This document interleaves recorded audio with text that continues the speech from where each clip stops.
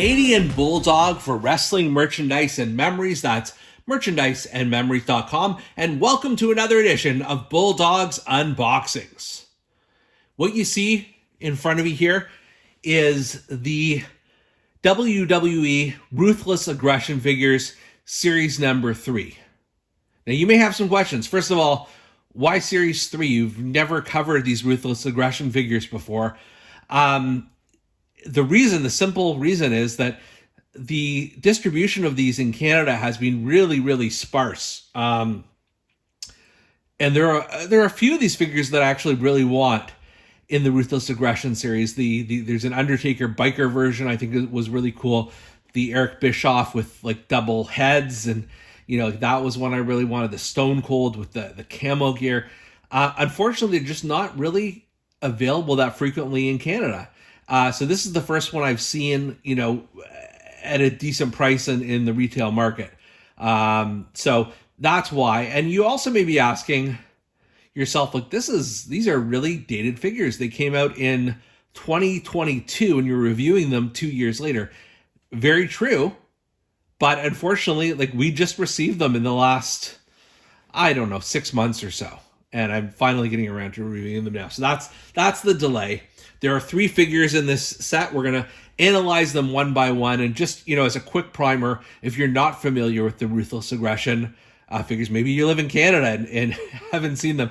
They're a take on the Jakks Pacific Ruthless Aggression series from many, many years ago, including the original looks of the figures and some of the original weapons. So Batista, for example, had a lamp in his figure because that's how it appeared in the Ruthless Aggression line. So there you go. First up in this series is Shelton Benjamin.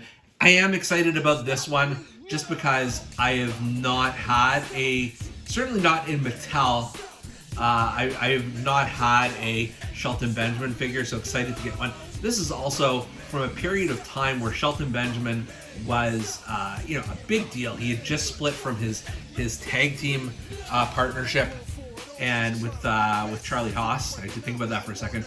He was a singles competitor. His first night on Raw as a singles guy, he defeated Triple H, or took him to the limit. I can't remember exactly. I think he did beat him though, with a roll-up or something like that. He was doing those crazy like Money in the Bank ladder matches and everything. So you see a picture of Shelton Benjamin from that era. Obviously it looks a little bit different, doesn't have the hair that he does here. But let's crack it open and let's take a look at Shelton Benjamin. Shelton Benjamin, one of my favorite competitors from the early days of the Ruthless Aggression era. I will say, at first glance, this does not look a whole lot like him, even back in that day. Like, where's his mustache? Like, he had a faint mustache at this point, unless this was just a day where he had a shave or something like that. So it does, I don't know, it's one of those things that throws me a little bit.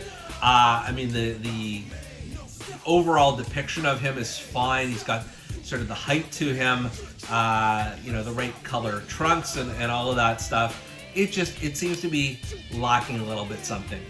Certainly this is an elite figure, so you've got some decent flexibility here, and with Shelton Benjamin, that is somebody, if you're going to pose him, you're going to use him for figure photography or on your shelf or anything like that, you're going to want him to be fairly nimble and fairly acrobatic and that sort of thing. So good enough. It's just like I think they could have used some work on the head there.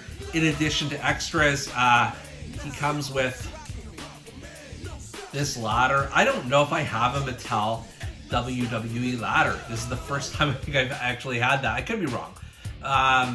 It's fine. It's not super tall. I know they do make some larger ones, but I'm not doing ladder matches in my collection. I don't know what I'm going to do with this actually, but it's good to have it for sure.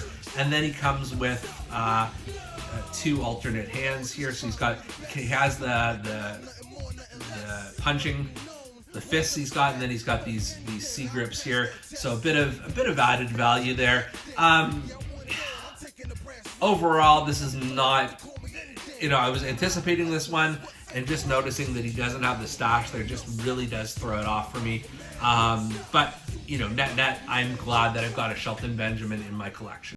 All right, coming up next, we've got a Ruthless Aggression era John Cena with the C Nation shirt and the jorts and all of that stuff, the white sneakers. So this is, an interesting point in his career for sure, where he had just ridden this wave to the top, and all of a sudden he was being booed because of his clean cut and often juvenile type humor, but clean cut persona. So we'll take a look at him here from that era, and you can see it's the figure is fairly accurate. So we're gonna crack it open and see what we got here. The champ is here. This is a decent depiction of CENA from this era. So you can see he's got the dog tags on here. He's got this red and white C Nation shirt, the logo on there. Not a very popular logo in terms of CENA's t-shirt logos, but there it is. You've got some interesting wristbands here. Double as always. He's carrying a WWE Scratch era logo microphone. He's got the jorts, the knee pads underneath, and then the super white sneakers. I mean, there's nothing spectacular about this. It's a good face scan. Like he's not missing a mustache. So that's good. But the other thing I like here, I'm just going to park him here for a second because there is a second head, this John Cena screaming head scan, which is it's a good option. I'm going to try it really quickly right now. Just replace the Cena head here. Yeah, that adds something to the figure. I'm always a sucker for a good like screaming head scan, and this head scan has been used before, even I think in some of the Ultimate Edition Cena's, but it works. It definitely works here, especially if you're posing him without the shirt on and sort of in his ring gear. So I like that they give you that option for sure. And then the other thing this comes with is an alternate set of hands again. So you've got the "You Can't See Me" hands, which is also a staple for a lot of John Cena figures. This is fine. I'm not in love with it. It's not my favorite John Cena in my collection, but it is perfectly serviceable, and it works for the era that this is specific to. Last up in this Ruthless Aggression set is Kevin Nash, and although he's wearing the NWO shirt, this is not a WCW Kevin Nash. This is a WWE NWO Nash, circa 2002 or thereabouts. And you can certainly tell it in the face. It's interesting that the photo they have here has the long flowing hair that Nash is known for. He has long hair here. It's tied up in a ponytail, it looks like. So yeah, it's an interesting era. I don't know if they've made a Nash specifically from this era before. So we're gonna crack it open and see if it's worth all the hype. So this is very different than some of the other Kevin Nashes I own, the Legends figures and whatnot. So he's got the NWO shirt, which is always a good thing to have on hand. You never know who you might want to have in your figures joining the NWO. The face scan it's okay. It's not fantastic.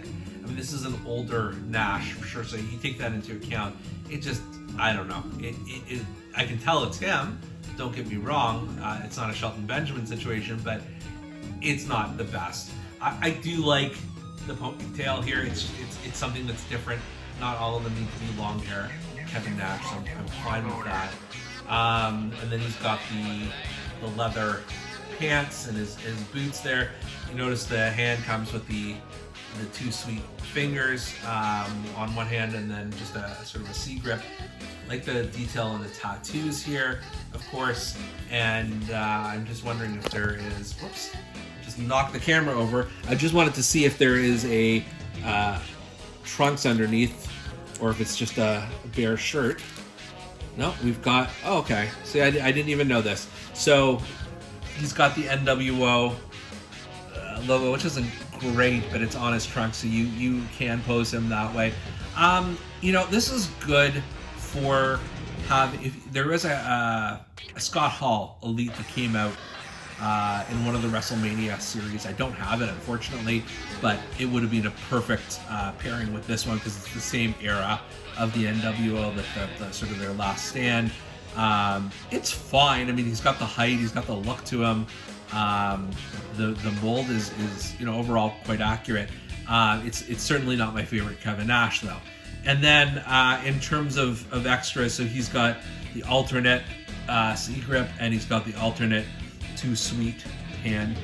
It's funny, you know, he gets an extra shirt and hands, so he gets the least extra out of any of the folks in this series. Like, you know, couldn't have given him a microphone instead of CENA, or a chair or something. I mean, Shelton Benjamin got a freaking ladder.